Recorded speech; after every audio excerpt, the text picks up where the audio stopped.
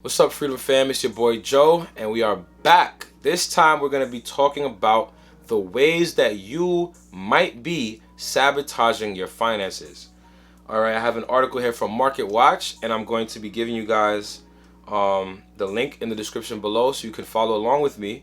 We're going to be going through some of these things here. The first one we have is loss aversion, and this is what it says. It says, Adam Smith, author of The Wealth of Nations, noted back in 1776 that pain is in almost all cases a more pungent sensation than the opposite and correspondent pleasure. That's very deep. Or, as Kahneman and Tversky noted in their landmark paper, losses are weighed more heavily than gains. So I'm going to stop there for a second. Losses are weighed more heavily than gains. So a lot of people are very scared to lose, especially in the market. If we're talking about stocks, options, most investments, people are very scared to lose. And they're telling us here that losing is actually it weighs more heavily than winning. So if I was to win $100,000, I would actually feel more if I was to lose $100,000 than if I was to win or earn $100,000. That's because of the way losses work with the human psyche. So, and this aversion to loss can cause investors to sell winning investments way too early, or to hold losing investments too long, or to invest in safe assets as to avoid the possibility of loss. So loss aversion, this is one of the things that is causing some of us as investors to lose out or to sabotage our own portfolios. All right, this is how to spot it. This is how to spot loss aversion. Okay, according to Sarah Newcomb, director of behavioral science at Morningstar, loss aversion is that familiar recoiling feeling at the mere thought of failure or loss. It is very similar to risk aversion, and so the same behaviors can be symptoms. Do you have cash sitting in little or no interest accounts because the thought of seeing the balance drop during a market slump is more painful than the idea of watching the balance grow? This could be loss aversion talking. And this comes from Sarah Newcomb, the director of behavioral science at Morningstar. So if you see yourself in a state of loss aversion, recognize that and ask yourself, is the loss really going to be worse than the potential gains? Do not sabotage your portfolio. Let's go on to the next one. The next one is the confirmation bias. I know we all have heard about the confirmation bias. And really quickly, the confirmation bias basically says that we tend to agree, or we tend to find things that agree with what we already think. We don't like to be challenged. We like to agree with things that we already agree with. All right. So it says, with confirmation bias, investors tend to seek out more easily believe sources of information that agree with what we already think. Right. It is much more psychologically costly to seek out or soak in information that challenges our current views. So instead, we scan the environment for evidence to support what we already think or believe. So I'm going to pause right there. So for example, if you have some beliefs on, let's say, cryptocurrency already, and you're scrolling through on finance news or whatever, you're on Apple News, whatever the case is, and you're scrolling through, your eyes will lock onto those headlines that support what you already think. And the headlines that don't really support what you think, you kind of skip past them.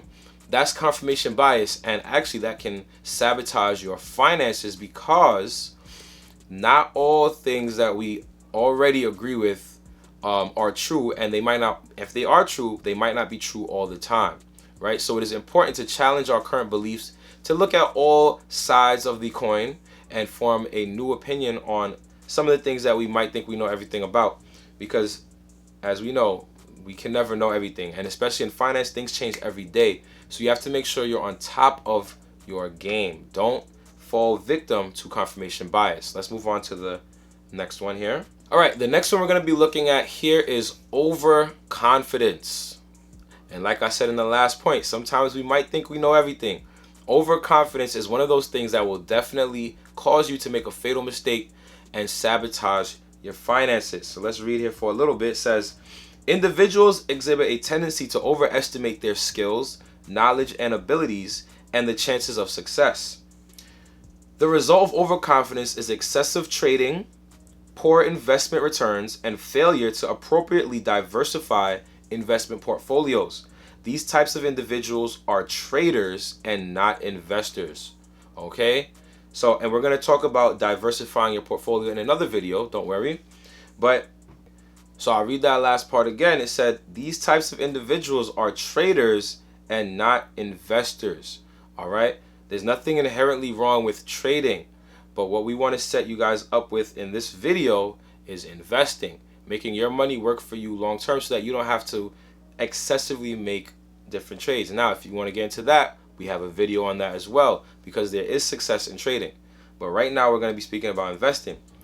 To overcome this bias, investors should frame their portfolio as a long-term bucket that is for financial goals such as retirement. So as you see, if you're going into investment, you're thinking long-term.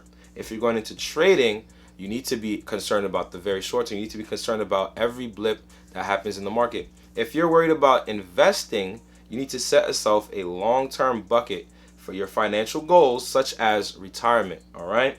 This type of bucket should be viewed as a buy and hold approach as opposed to a trading account. Remind yourself not to chase short-term returns based on the emotional aspect of the current market, financial news, and social media. All right? We're going to talk about that in another video as well, because emotional trading is not good trading. All right? Now, the last topic we're going to go over today is the familiarity bias. Okay, I'm going to read a little bit here. It says, this behavior occurs when individuals have a fondness for familiar investments despite the clear benefits of diversification. This is from Victor Riccardi, a visiting finance professor at Washington and Lee University and co-editor of Investor Behavior and Finance Behavior. People reveal a strong desire for owning local stocks that they are more familiar with, which is known as local bias, and overly invest in portfolios with domestic securities, which is known as home bias. The result in investors holding overly concentrated and This results in investors holding overly concentrated and under diversified portfolios. Okay? So, what we teach here is to diversify your portfolio. We teach that you should always diversify your portfolio. Let me give you a benefit of diversification in your portfolio. Let's say my entire portfolio is made up of oil stocks, right? I'm investing in a bunch of oil companies and nothing else. Now let's say there's a tragedy or something happens in the oil industry. Something terrible happens in the oil industry. All of my stocks will be affected. Not just one stock, but all of my stocks will be affected. Meaning my portfolio might actually go into the red across the board, right?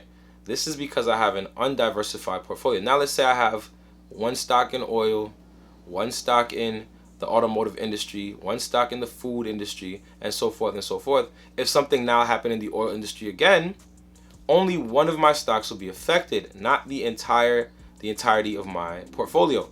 So I would still be able to be in the green across the board with having only one stock affected. So diversifying protects you against losing all of your investments. All right?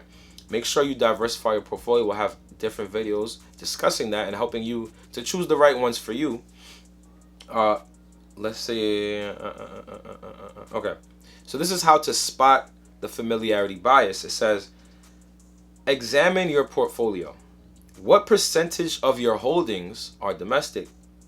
What percentage of your holdings are from familiar companies? And what percentage of your portfolio are in the same industry? How to counter this? Ask yourself the following question.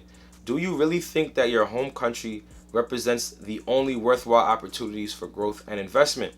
What other areas around the world do you think might be developing in ways that you could get on board with? All right? So make sure you're looking at your portfolio, examining your portfolio, seeing what you've invested in, why did you invest in those things, and are there other things you can invest in that could help diversify your portfolio and help you hedge against potential losses across the board. All right? Thank you guys for tuning in. If you have any more suggestions on how we can avoid sabotaging our finances, drop a comment below. Give us suggestions for new videos, drop a like, hit the subscribe button, and hit the bell as well so that you get notified anytime we drop a video. I will see you guys in the next one.